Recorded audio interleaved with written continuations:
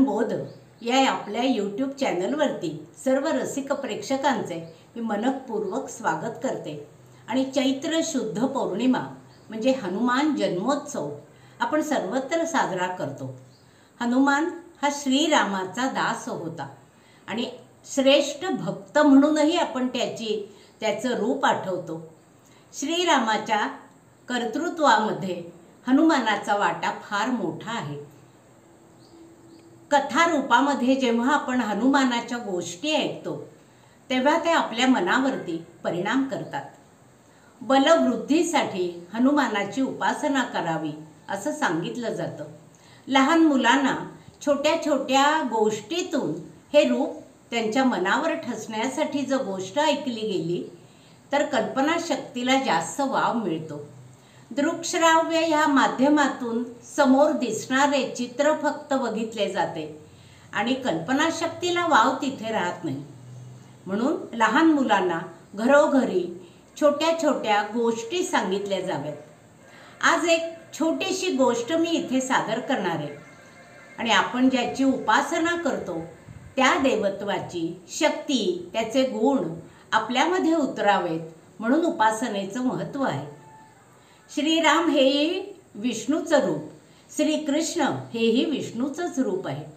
जगन्नाथाच्या मंदिराचा ध्वज वाऱ्याच्या विरुद्ध दिशेने फडकतो। मनामध्ये चित्र बघितल्यानंतर किंवा कथा ऐकल्यानंतर प्रश्न पडतो की असा वाऱ्याच्या विरुद्ध दिशेला ध्वज कसा काय फडकतो।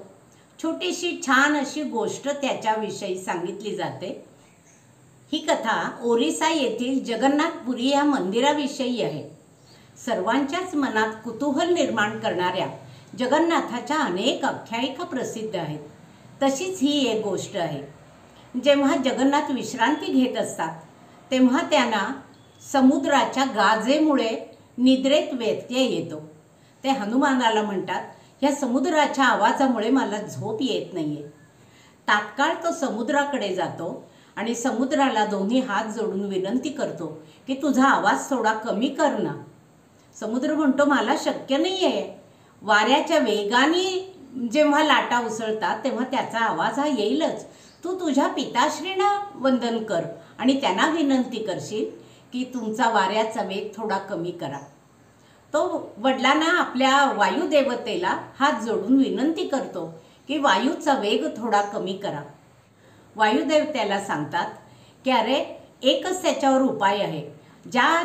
वारा ज्या वेगाने वाहतो त्या वेगाने तू जो उलट्या दिशेने धावलास तर तो आवाज मंदिराच्या आतमध्ये जाणार नाही आणि जगन्नाथाला निद्रेमध्ये व्यत्यय येणार नाही।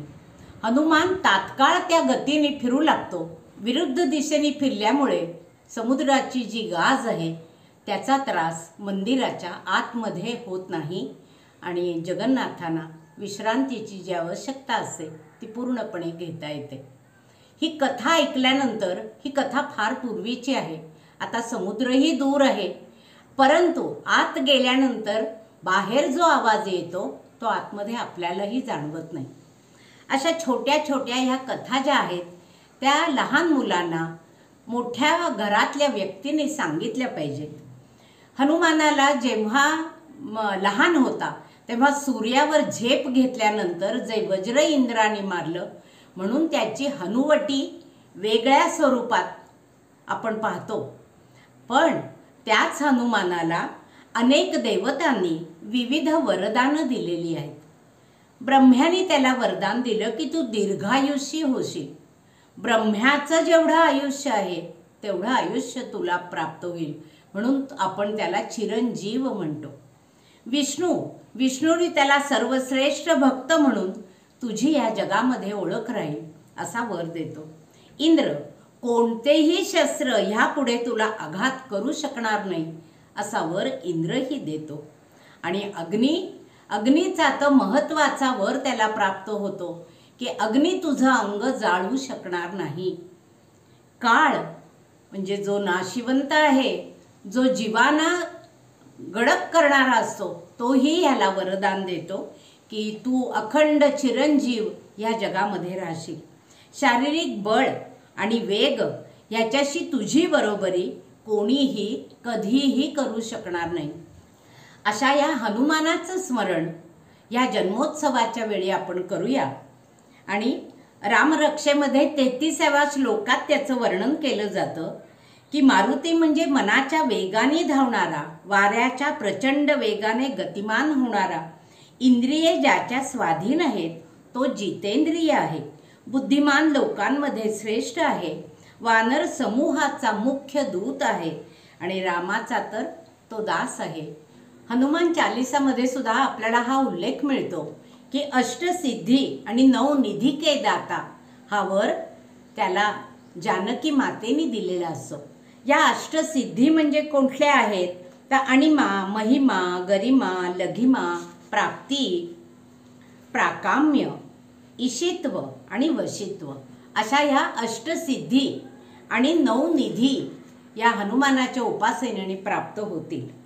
हनुमान जन्मोत्सवासाठी आवश्यक असणारा पाळणा आणि हनुमानाची आरती अशा या पहिल्या 2 व्हिडिओची लिंक तुम्हाला डिस्क्रिप्शन बॉक्समध्ये उपलब्ध आहे. ह्या चॅनल आपण नव्याने जर पाहत असाल तर सबस्क्राईब करायला विसरू नका. तुम्हाला व्हिडिओ जर आवडला तर तुम्हाला त्याच्यावर अभिप्रायही लिहिता येईल आणि परिचितांना अवश्य पाठवता येईल. धन्यवाद.